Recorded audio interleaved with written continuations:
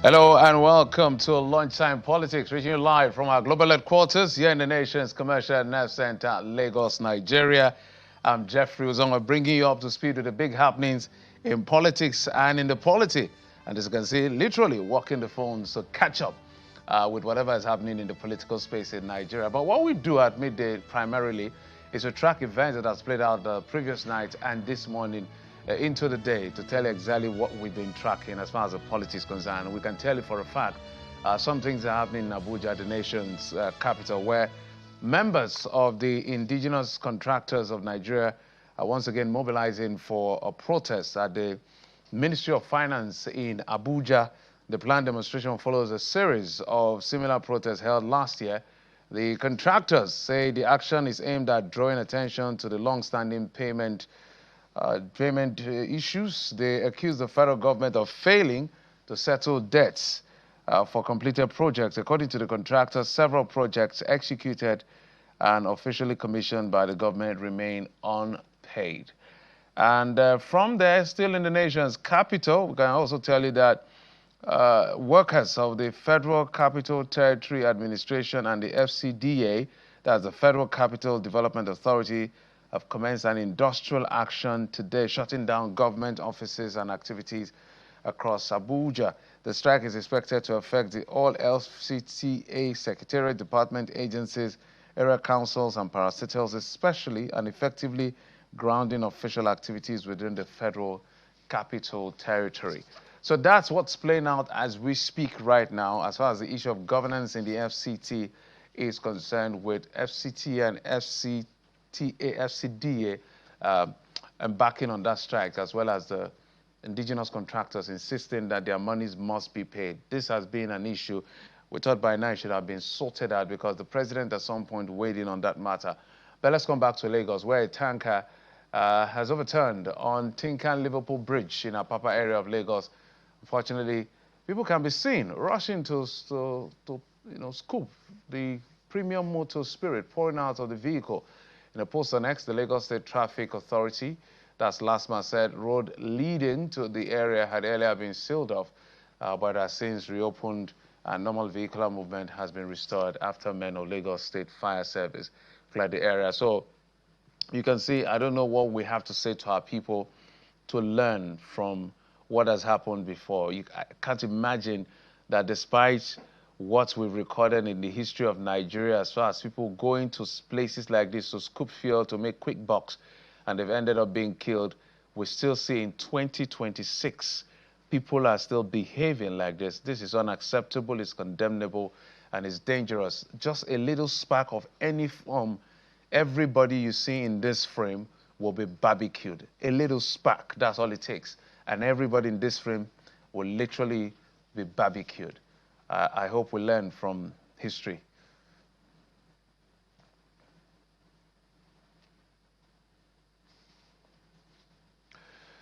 We hope we don't see this again. It's quite sad to see that. But let's talk some politics, where the Rivers State Governor, Similayo Fubara, has pledged to uphold peace and safety across the state, vying not to support action that could lead to instability. Speaking at the special guest at the 2026 Port Harcourt Polo Finals, Governor Fubara emphasized that lives and property top priority for his administration.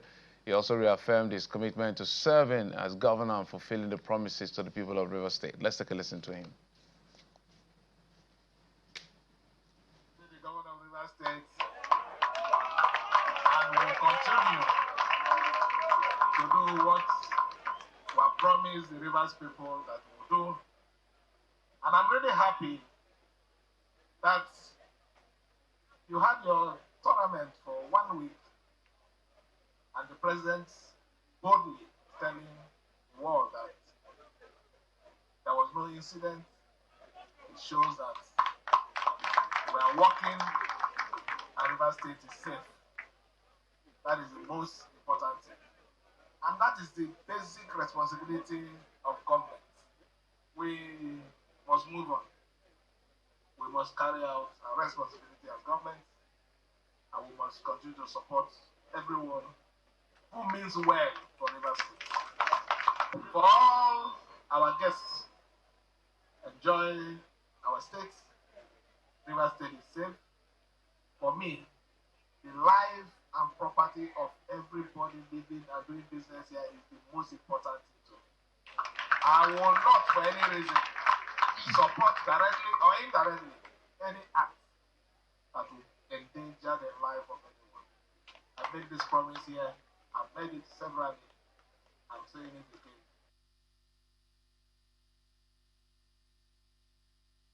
So there you have it. The governor of Rivers State, similarly Fubara, talking about his disposition to maintain the peace despite what has been playing out in the political space. So it's on record. I don't know any governor that has that record, by the way, in the whole of the country.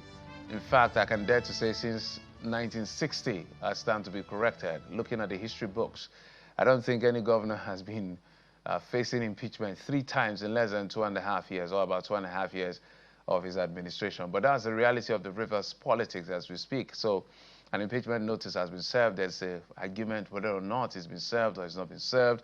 The House has sat to say, look, we will go on with this, and has told the chief judge of the state to go on to set up that panel. There's a court order stopping the chief judge from receiving it, and on and on and on. The drama never ends. It looks like the entirety, the lifespan of that administration is going to be one trouble or the other. But there's an underlying issue when it comes to this thing. And that has to do with hegemony, it has to do with godfatherism. So it's beyond the River State. We're going to explore that conversation with my guest, Professor Anthony Killer, who is a professor of strategy and development. But we'll be back in just a moment. Stay with us. Welcome back. Let me bring in my guest who's joining us by phone until we get the technology sorted out. Professor Anthony Killer is a professor of strategy and development. Prof, thank you so much for joining on the program. Hello, good to be here. Thanks for having me. All right, Prof. I was trying to explore what I consider the underlying problem that we're dealing with. So 2 scenarios as quickly as possible. What is playing out in Rivers State between a political godson and a political godfather that is putting democracy at risk in its finest form. We can also come to Lagos to see what had played out when Honorable Mudashiru Obasa his colleagues impeached him and took him out. But at the hegemony, we saw that he was brought back and is still the Speaker of the House of Assembly in Lagos State. But beyond all of that, let's begin with the very primary one. Do you see the concept of godfatherism, although it looks like we cannot totally kick it out, I don't know whether it's possible, as a very disturbing turn when it comes to sustainable democracy? Well, you call it disturbing. In the reality, it's corrupting because it is corrupting because it eats to the fabric of the conception of democracy and it mutates it into something else, something new. And let us go back to the basic. The idea of democracy is an association of peers, of equals who deal together, who deal with each other on equal basis, where one man is equal to just one vote. And those who want to fight for leadership will then persuade others to follow them, and when they agree, they put together. When they disagree, they vote separately. But in reality, what we have is a dependency structure where the very few control the more, and these more are not allowed to have any will or any conscience. They're expected to follow the rules of the very few, or in some cases, in this case of River State, of the wish of one. And when they don't, it is chaos. Now, the chaos is not just personal to them, it now affects everybody, because if you look at River State, for example, for months, we've been talking about between the minister and government, talking about governance of the state anymore.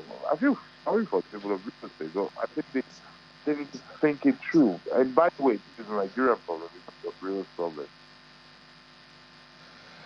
Yeah, Prof, so let's even dig deeper as far as this is concerned. Now, the question, it looks like, in fact, some people are so frustrated with the system. There are some good things happening in the system. We can't take it away. Every administration has its good and bad side. But this issue of people having their voices heard, believing that they own the country and power belongs to them. It's something that I feel that the average Nigerian doesn't believe that they have a sense of ownership of their country. So when it affects, this is what builds up the voter apathy. In terms of recovery on the side of the citizen, where should they start from to begin to re-own their country, apart from when Super Eagles are playing? Well, that's the thing. Is when Super Eagles are playing, you can see sweat, you can see passion, you can see skills and capacity. And that is the kind of binding that really makes people feel ownership. And what you have in politics, in the kind of politics we play, is that you don't see blood or passion or capacity. You see people you don't know how they became leaders, and when you look at them, you think, well, exactly what real qualification has this person got to be leader? And they come up there. But the way it is because of the process. The process of leadership in the current partisan politics we play in Nigeria alienates a sense of collective ownership. To break it down the way you do, if one person can say, I'm the one who bought the ticket for this person to contest the primary, surely they have a sense of ownership to it. If people, your point, if people want to feel a sense of ownership, then they need to invest in the system themselves. I don't agree with those people who say, let everybody go and become a politician. You don't need to. But if those of the viewers watching now, if they can look at the telephone where they have a minimum of, on the average, most 200 contacts on the telephone, if you can look at those people and say, I'm going to influence people to vote, and I will actively position our interest amongst my friends, family, and dependents, and say, look, I don't want this country to go left. I want it to go right. I don't want it to go right. I want it to go left. And I'm sure that I personally will ensure 20 votes to make that happen. That is the way to take ownership. And I will ensure that if I see something wrong, I'll raise up my hand and talk about it. That is the way to claim the ownership. The ownership comes to duty and task. It's not just...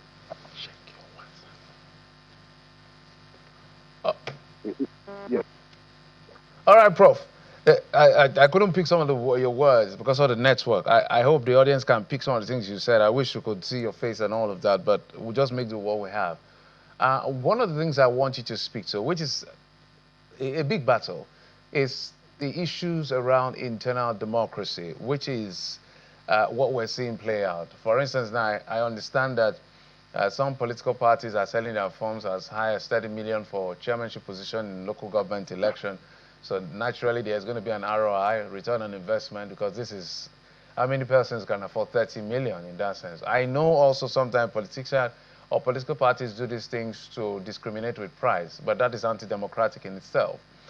Let's talk about how internal politics, internal democracy within political parties can be strengthened so that the politicians within these parties have control of their party. What is happening with the PDP is at some point people were running away from the party. One man took the responsibility to hold that party, float that party, sustain that party, and then eventually is one of the architects of those trying to bring in that party down. Well, he's in his own argument, he says he's trying to preserve the party, but I don't understand what preservation means when you're going to work against the party to successive elections. What I think the issue of internal democracy is a big issue. You see, the problem of this country is that too many people would benefit from the system or its situation. We do not think of institutions as a long-term period. If you're a young politician, not in practice your ticket, I'm too grateful to notice that there's something wrong in that process. And perhaps what we're looking for is a system where nobody's so strong that they can overcome the rest of us. Nobody's so rich that they can buy the rest of us. Nobody's so poor that they have to sell themselves or they have to allow them to be overcome. Look, a political party or anybody decided that forms should sell for 30 million. Maybe there's inflation, okay. But let us ask them, who are the people they expect to get this 30 million and where it is coming from? And perhaps where we are at, we must insist that within the bank that 30 million is coming from, and maybe the tax return paying that 30 million to how they get that 30 million. See, there are mechanisms, and here I call on our academia, our intellectual class. There are mechanisms that you can use to make it impossible to overrule internal democracy, to make it impossible to pay solid money, to make it difficult, if not impossible, at least to make laws that make no sense. If you say people should pay 30 million, why would, and then we should ask ourselves, maybe here, I call on the League of Columnists as well, with our thinkers to ask questions publicly. If you pay 30 million naira for a form, for a job that will give you less than 30 million, is there something wrong with you? Can we not see that we are building a foundation for something to go wrong when we do this kind of... I think our political lectures need to come to this matter. We need to ask these hard questions. We need to ask what is the logic in what we're doing. Because when we don't do it, then we'll wake up with the problem we're talking about today. Prof, unfortunately, local government administration by the framers of our constitution and every other climb is designed for development to trickle down to the very basic and the bottom line of society. But now politicians in Nigeria have decided to make this a tool for successive elections and re-elections, if you will. The president met them the other day and said, allow these guys to breathe, using my own word.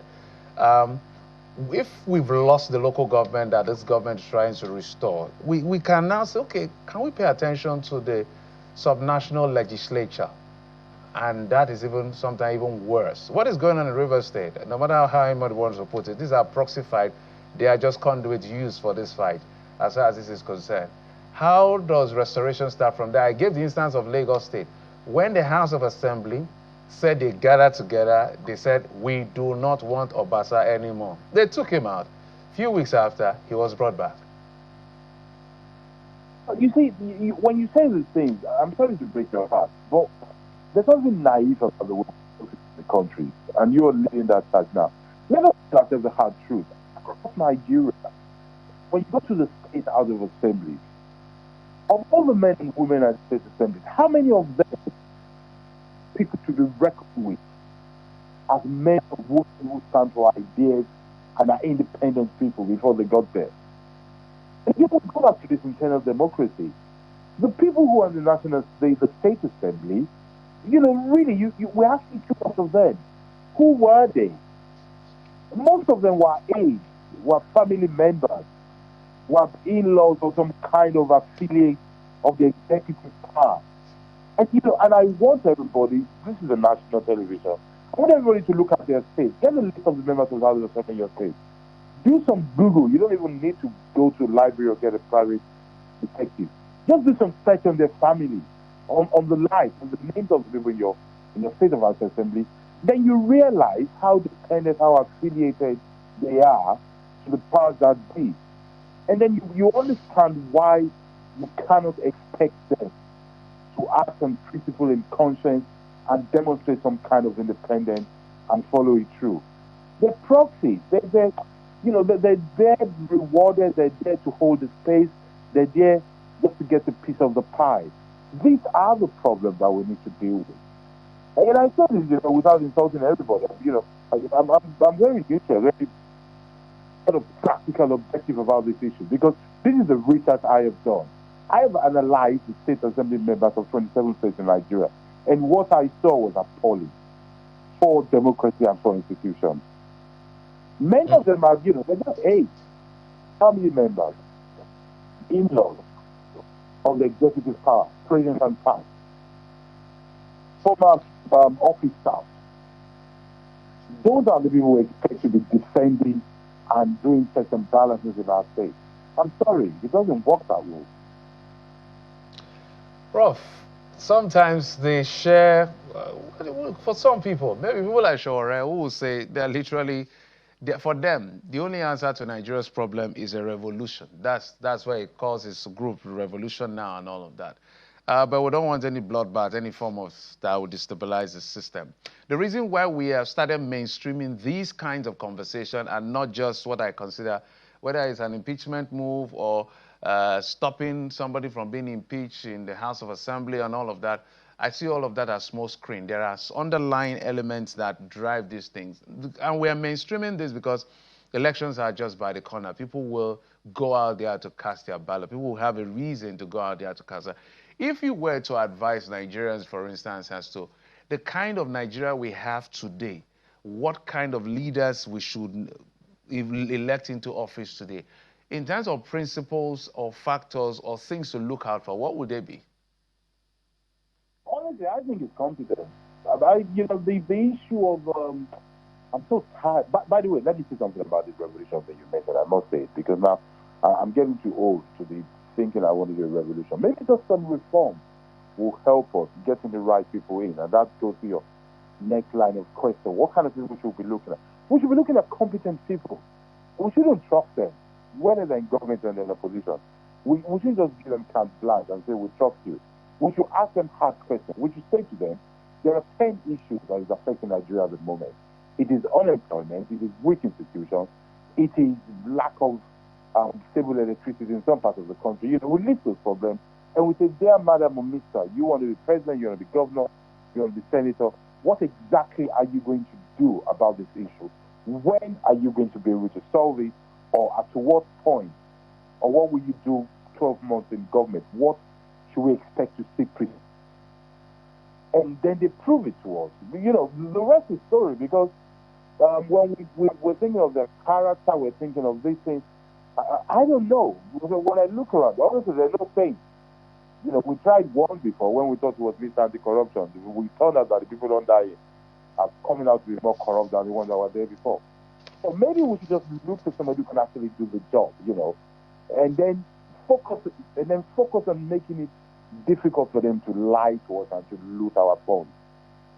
What we really need is a civic engagement of people who can think and try to influence, not just walk away from it. I repeat, if the sort of middle class Nigeria, people can look around themselves and say, I am going to be part of this process, not particularly by voting, but by using my sense and technology and making sure I influence the vote, maybe we can get a better country. The situation is bad, but it's not as bad as we imagine because it can actually be solved. Just get the right people in.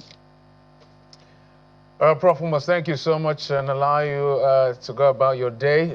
Professor Anthony Kila, Professor of Strategy and Development. Thank you, sir, for coming on the program. Thank you very much for having me. Thank you.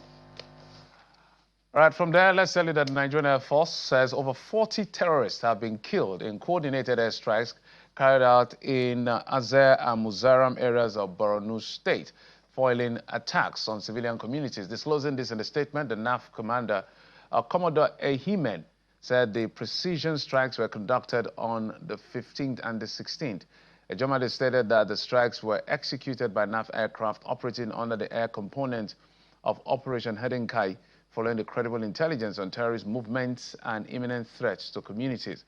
According to him, scans reveal terrorist elements attempting to regroup under nearby cover, prompting precise and successive air strike that neutralized several of them. Earlier on January the 15th, NAF Air Assets carried out a successful air strike at Muzaram in a general area after intelligence revealed terrorists assembling on canoes to launch along the Baga and Fish axis.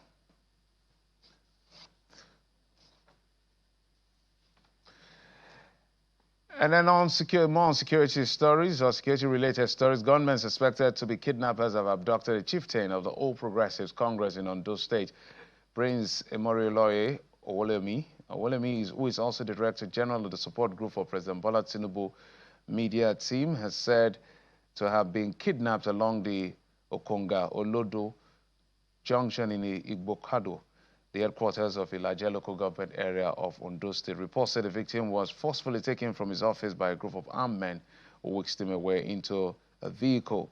The chairman of Ilaje local government area of Ondo State, Honorable Maurice Ripanaye, while reacting to the incident, said the report was received with profound shock. The local government boss disclosed that the incident has been reported to all relevant security agencies in the state.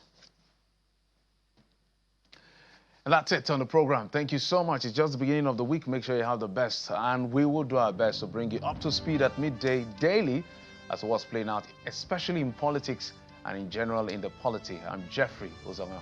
You've been served on Lunchtime Politics. Bye-bye.